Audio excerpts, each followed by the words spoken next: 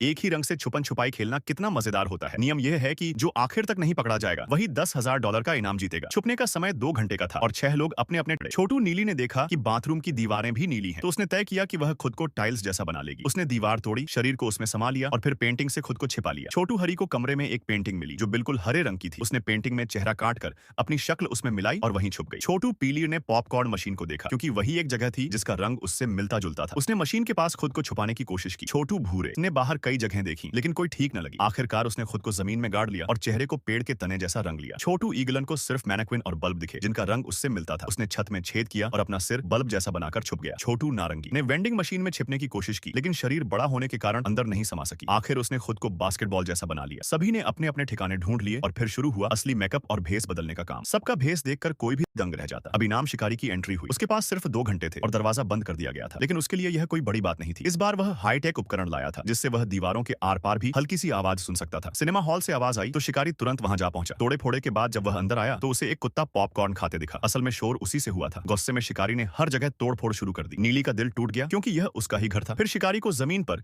एक फटी हुई पेंटिंग मिली। उसे शक हुआ और तलाश करने पर उसने हरी को खोज निकाला। आधा समय बीत चुका था। शिकारी बाहर पहुंचा और बास्केटबॉल की टोकरी पर नजर पड़ी। उसने चाकू से गोद गोद कर देखा और नारंगी भी पकड़ ली गई। कुछ देर ढूंढने के बाद शिकारी भूखा हो गया और सिनेमा हॉल में पॉपकॉर्न खाने गया, लेकिन वहां भी उसे एक और शिकार मिल गया एकदम आसानी से। अब सिर्फ 3 लोग बचे थे। बल्ब बने ईगल की हालत खराब होने लगी और वह गिर पड़ी। आवाज सुनकर शिकारी दौड़ा और उसे भी पकड़ लिया। आखिरी 1 मिनट बचा था जब नीली भी पकड़ ली गई। अब सिर्फ भूरे बची थी। इस तरह चुनौती में भूरे ने जीत हासिल की और $10,000 का इनाम पा लिया।